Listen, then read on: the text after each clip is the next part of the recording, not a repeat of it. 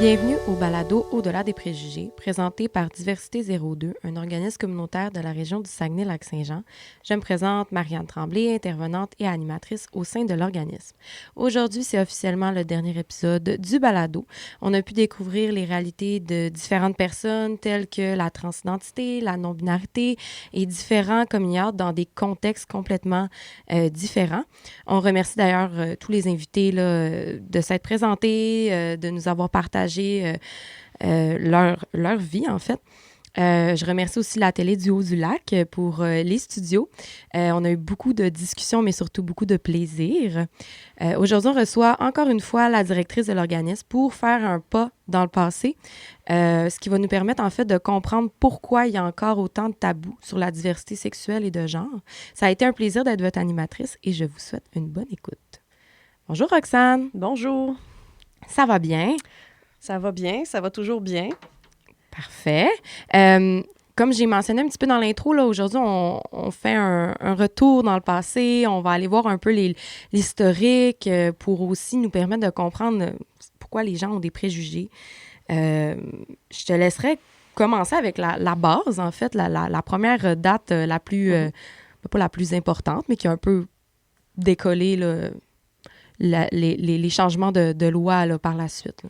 Oui, en fait, on va se pencher un peu plus sur les lois au niveau du fédéral et provincial, donc des lois canadiennes et des lois québécoises.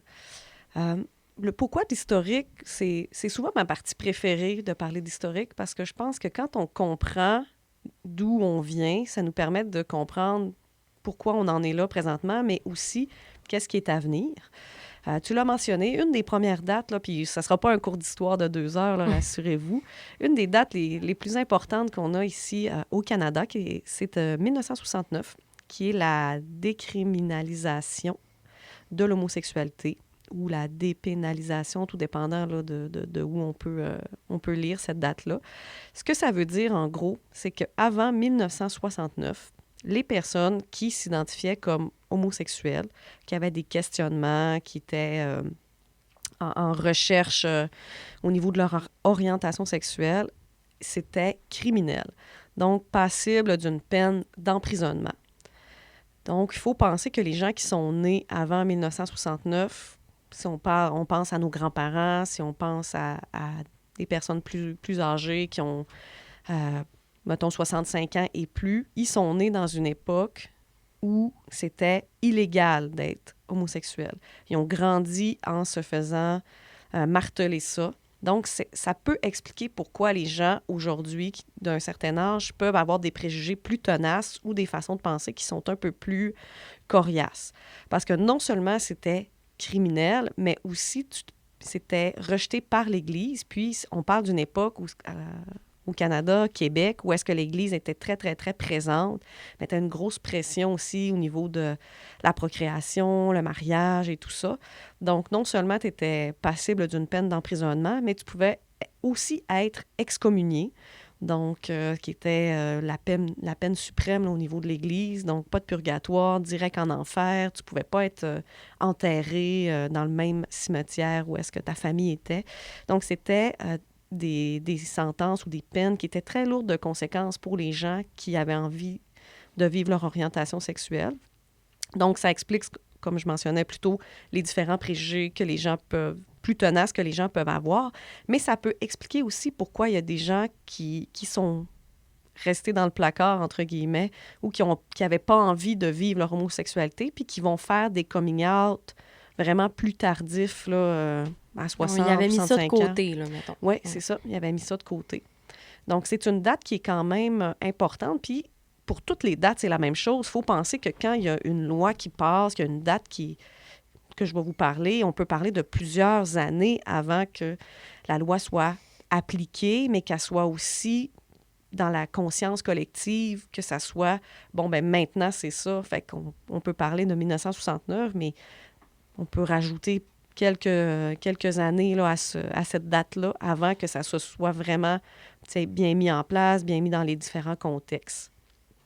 Si on continue avec une autre date, 1977, au niveau du Québec, c'est à ce moment-là que la loi sur l'interdiction de discriminer une personne selon son orientation sexuelle est passée. Ce que ça veut dire, c'est qu'avant 1977, un employeur, un logement, peu importe, pouvait refuser d'engager une personne, de louer un appartement, de... Un propriétaire de commerce pouvait refuser l'accès, carrément. Exactement, sous prétexte de l'orientation sexuelle d'une personne. Ça, c'est la loi au Québec, 1977. Mais quand on parle du fédéral, la même loi a passé 20 ans plus tard, donc 1996. Tu sais, c'est quand même plus... 77, c'est presque 10 ans après la décriminalisation. Oui, presque 10 ans. Tu avais le droit d'être homosexuel, mais tu perdais probablement quelques accès, en tout cas. Là. Oui, effectivement. Tu perdais quelques accès, ou en tout cas, c'était un peu plus complexe là, d'avoir accès. Puis, comme on l'a dit dans le premier épisode, là, vous irez le réécouter si vous vous en souvenez pas, mais on parle aussi d'expression de genre. On en a parlé, des gens qui avaient des expressions un peu plus féminines ou masculines. Bien, si le propriétaire de logement, pour faire un exemple plus concret, disait « Bien, toi, tu as l'air d'un gay, je veux pas te louer mon appartement », il y avait le droit avant 1977, puis 96. Puis au fédéral, pour que ça soit un peu plus clair, on parle vraiment des emplois fédéraux, donc ça peut être tout ce qui est données fiscales, tout ce qui est du ressort là, du fédéral. Donc, 20 ans plus tard, quand même, on voit, des fois, on parle qu'on a des systèmes à 2 vitesses. Là, ça en est un bon exemple. Si on continue encore dans notre historique, on va faire un bond quand même assez en avant et on va y aller avec l'année 2005, qui est l'année de légalisation du mariage de personnes de même sexe. Pourquoi le mariage dans une époque où c'était moins populaire, je dirais, où on était comme dans une genre d'émancipation de l'Église, les jeunes étaient moins portés à se marier. Pourquoi légaliser le mariage? Puis pourquoi il y a autant aussi de couples homosexuels ou de même sexe qui ont envie de vivre cette expérience-là? Tout simplement pour légaliser leur union, pour donner un sens légal à tout ce qui a attrait à l'union, au partage des biens, le patrimoine familial, puis aussi donner accès à leurs conjoints, leurs partenaires, à différents... Ça peut être les assurances, par exemple, ou tout simplement une personne est hospitalisée et c'est seulement les membres de la famille qui avaient accès à cette personne-là. Donc, le conjointe de même sexe n'était pas nécessairement reconnu, tandis qu'avec le mariage, bien là, ça venait donner une valeur un peu plus supplémentaire au conjoint de pouvoir avoir accès. Puis, c'est aussi, on a un petit peu parlé tantôt, mais c'est aussi le même principe de 2005, ça fait pas si longtemps que ça, on parle de pas tout à fait 20 ans. Donc, il y a beaucoup de gens qui vont nous écouter, qui vont aussi avoir vécu toute leur enfance, et j'en ai dans les années 80, 90, même 70, qui vont avoir vécu 10, 15, 20 ans avec un modèle de Disney, un modèle de romance, où est-ce que le mariage, c'est comme la finalité d'une étape, c'est l'amour, c'est le party, c'est toute ma famille va reconnaître mon union. Mais les gens vivaient avec ça, puis ils se disaient, moi, je ne pourrais jamais avoir ça parce que c'est pas légal pour moi.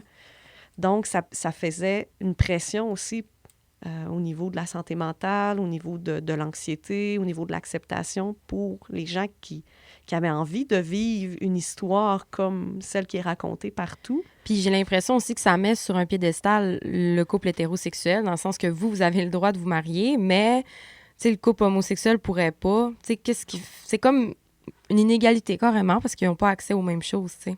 Bien, ça pouvait aussi être perçu comme ça à cette époque-là. Donc, le fait de l'avoir légalisé, ça vient vraiment...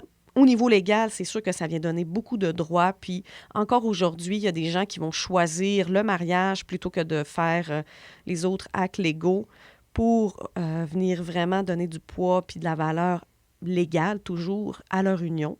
Puis, c'est quelque chose qui peut être recommandé aussi pour à différentes tranches d'âge de couple, là, de se marier pour venir justement, si la personne décède, de s'assurer que le conjoint survivant puisse avoir encore des droits puis maintenir un certain rythme de vie, là, si on parle d'assurance et de domicile et tout ça. Puis quand on parle de mariage, évidemment, on parle de mariage à l'état civil. Exactement. Pas de mariage possible dans une église parce que ce n'est pas le mariage religieux, en fait, là, qui peut être légalisé par l'État, mais on parle de mariage civil. Fait que ça peut rester quand même confrontant parce qu'une personne homosexuelle peut tout à fait être croyante. Là. Oui, effectivement. Mais je pense que c'est quand même un pas dans la bonne direction 100%. qui a été fait. Et rendu là, après ça, c'est vraiment une question de valeur des personnes qui décident de se marier, de le faire dans un endroit... Parce qu'il y a des églises, par exemple, qui sont désacralisées. Mm-hmm. Donc, les mariages civils sont autorisés dans ce type d'endroit-là. Donc, les gens peuvent quand même avoir accès possible. à des différents lieux. Fait qu'à ce moment-là, c'est aux gens de faire leur recherche puis de voir dans quoi ils ont envie, dans quelle aventure ils ont envie de s'embarquer pour leur mariage. Si on continue, encore un autre bond, un peu plus en avant, quelque chose de pas mal plus récent. On parle de 2022. 2020, 2021, 2022, autant au Canada qu'au Québec. Donc, les dates sont différentes là, pour les deux paliers gouvernementaux. Mais on parle de l'abolition ou l'interdiction des thérapies de conversion. Donc, c'est une loi qui a passé il y a à peine un an ou deux. Ce que ça veut dire, ça, c'est qu'avant 2022, il était possible de faire subir à une personne une thérapie de conversion. Quand on parle de thérapie de conversion, là, je sais que les gens ont tout de suite en tête l'idée intense de... Personne séquestrée. Puis...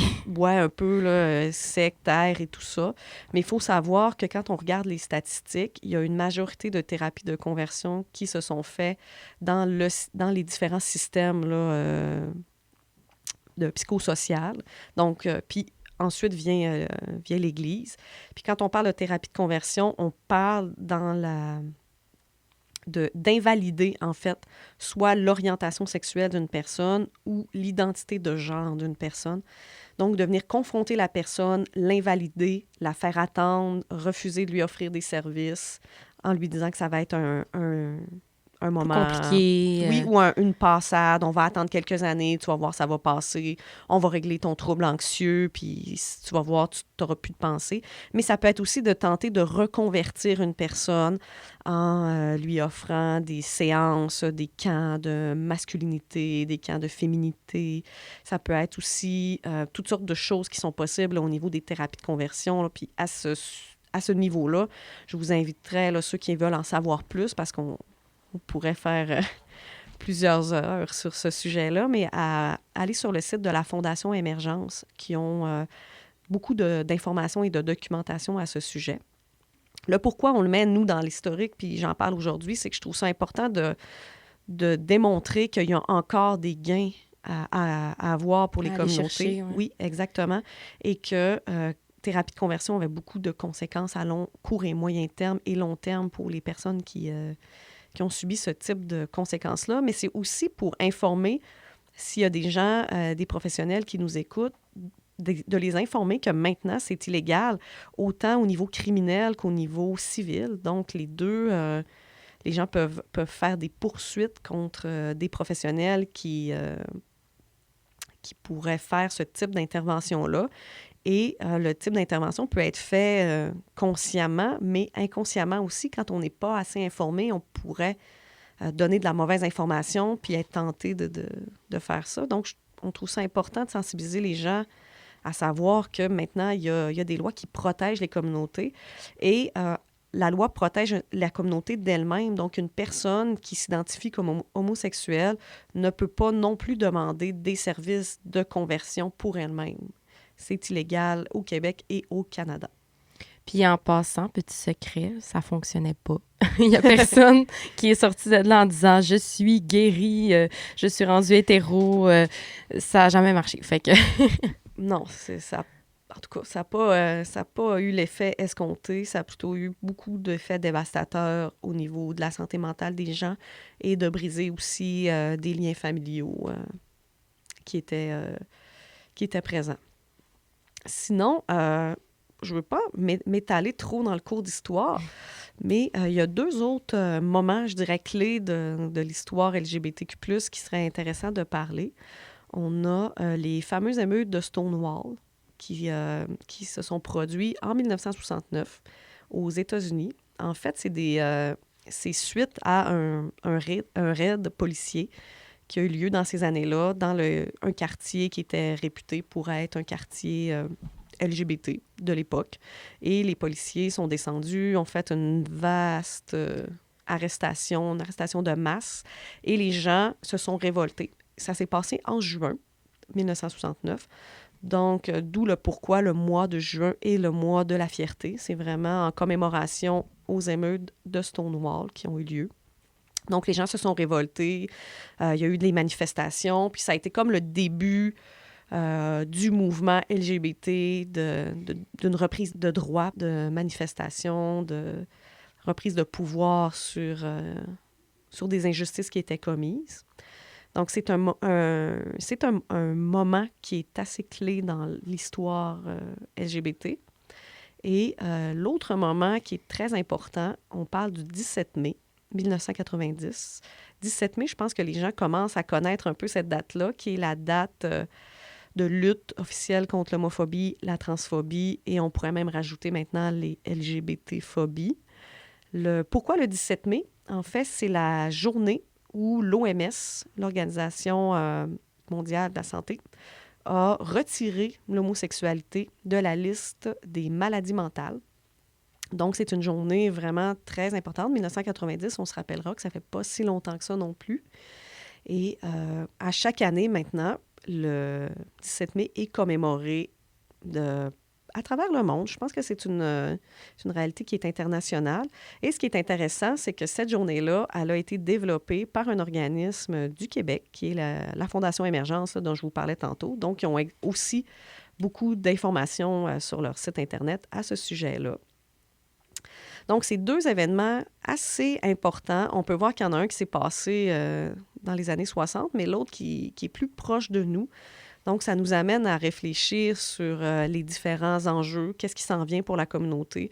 On peut voir, puis là, on a fait un survol vraiment super rapide de l'historique.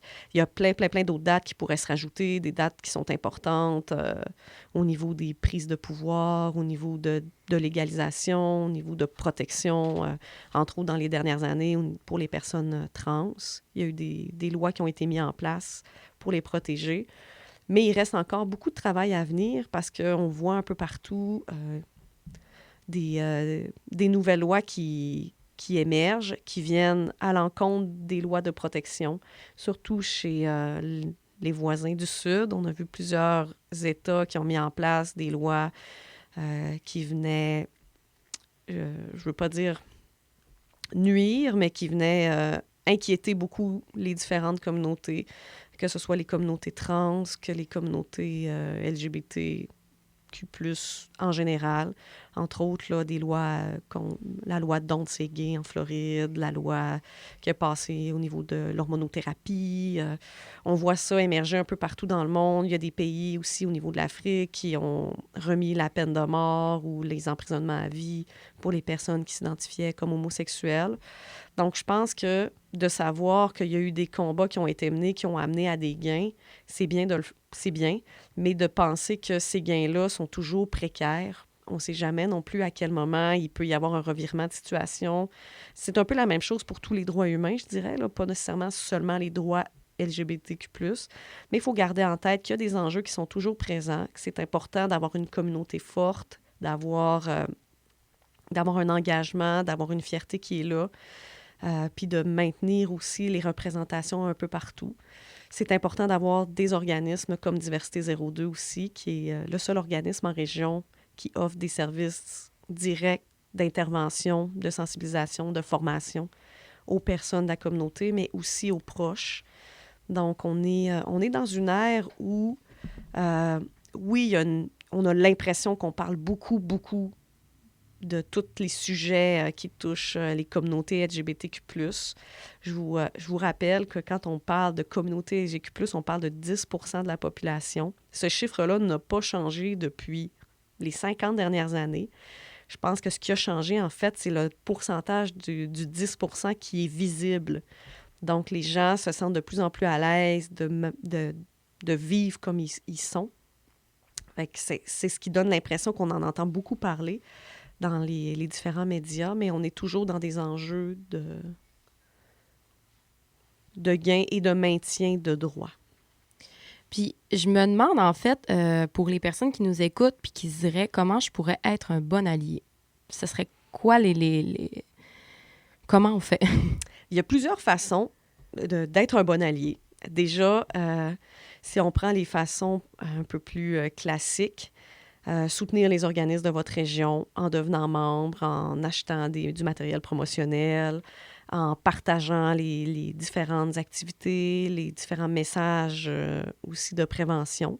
Il y a des façons plus concrètes. Une façon très simple d'être un bon allié est de réagir aux propos homophobes et transphobes, de ne pas les tolérer, en fait, puis de mentionner que ce genre de propos-là, vous les acceptez pas ou vous ne trouvez pas ça drôle. C'est une façon très simple d'être un bon allié en réagissant, de vous informer aussi, d'écouter, d'être à l'écoute et ouvert envers les nouvelles réalités pour vous, de prendre le temps de s'informer.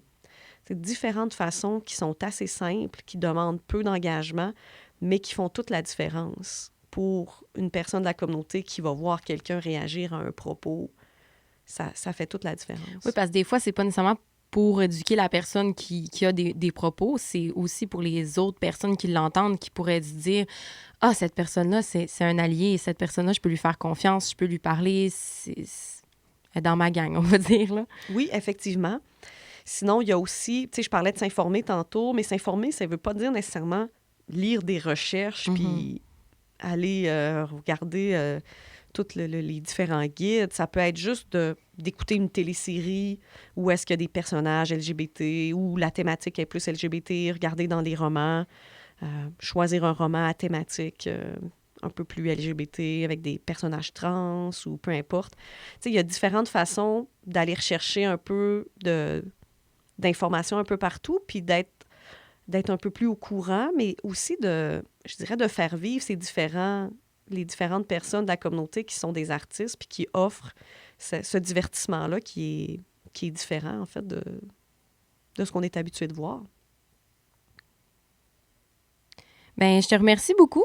Je pense que ça fait pas mal le tour. Je suis vraiment contente du résultat. J'espère que ça va en sensibiliser plus qu'un ou une. Est-ce qu'il y avait autre chose que tu voulais dire sur la note de la fin? Ben non, oui, en fait. J'ai dit non, mais oui. Je voudrais également prendre le temps de remercier toutes les personnes. Là, je sais que tu l'as déjà fait, mais merci toutes les personnes qui ont participé de près ou de loin à la création du balado et la télé du lac par le fait même. Et j'en profiterai pour toujours rappeler aux gens qu'on est disponible si, suite à ces épisodes-là, vous avez des questionnements, vous avez des interrogations, vous avez envie de partager, de participer, d'avoir accès au calendrier des activités. Gênez-vous pas. On est là sur les réseaux, Facebook, Instagram. On a un numéro de téléphone aussi. Et on se déplace, je le rappelle, partout dans la région. Donc, on peut venir vous rencontrer dans les différents milieux là, où vous vous trouvez. Bien, merci beaucoup.